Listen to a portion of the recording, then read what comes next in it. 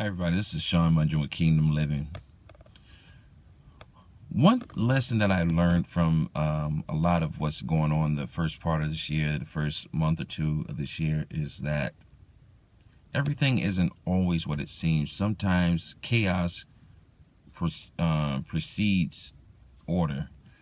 And I realized that in order to get to the other side of a storm, you have to go through the storm. And we often ask God to bring us through, bring us out, take us out of the storm. We don't want to go through anything anymore. And what I've found is that this little confusion that we went through earlier with, Facebook and Joshua Generation Ministries being shut down on Facebook, how it affected what we were doing. And we had the option of doing one or two things, throwing our hands up or sitting back and regrouping. And I thought about things, and it's like the more I think about it, it gives us freedom. That whole ordeal at the end of the day has given us a lot more freedom to do a lot of things and that we've wanted to do, and it's opened up doors to new possibilities for ministry. And so basically the lesson that I have learned from that, and that's something that we have to try to do in life with Kingdom Living, is we have to try to learn lessons from different situations and different circumstances. What seems to be bad in one instance, what can we learn from it? What can we take from it? How can we grow from it? And use that experience as a stepping stone to the next level of anointing, the next level of ministry, of relationship with God.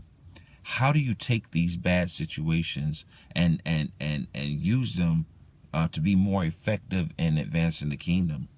That is the most important thing that I've taken out of that.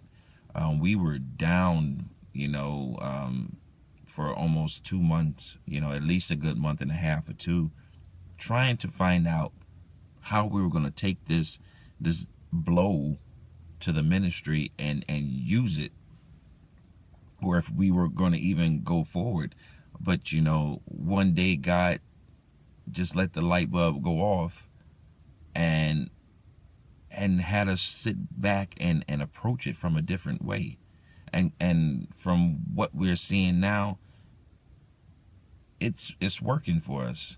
Are the numbers the same as they were before? No, they're not where they were before. We're not where we were before.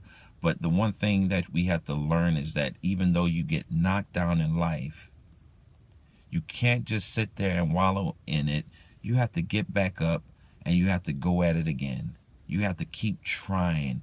You have to keep going and believing that God is going to be there and God is going to work it out. God is going to lead you as long as you are willing to be led. God is going to keep you as long as you're willing to be kept. God is going to provide for you as long as you're willing to surrender and realize that you can't do it on your own. You need Him. So I think the thought for today in Kingdom Living is, even though life deals you certain blows and some blows can be detrimental, you can't allow that to incapacitate you to the point where you just give up and throw your hands up in the air. Because guess what? That bad thing or seemingly bad thing, God can take that and use it for good. God can take that and use it for His glory. And I believe that that's where we are. It was hard. It hurt me because I almost imagined, a mother losing her child, or her mother receiving some bad news about her child, and how that affects them, because they birthed that child. They carried that child for up to 9 months. They went through all kinds of difficulties. They were there up at night when the baby was sick. They nursed the baby back to health. They nursed the baby when they took that first stumble and fall. And to see something bad happen to the baby breaks the mother's heart. That's where I was with Joshua Generation Ministries. But you know what? There's always a silver lining. Why? Because the sun is always shining, even though we can't always see it. The sun is always shining. Behind the clouds, the sun never ceases to shine.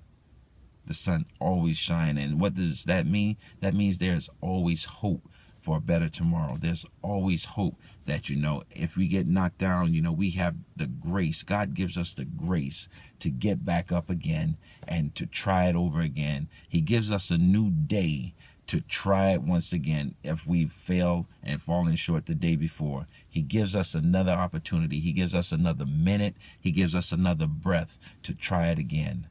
Life is a marathon. It's not a sprint.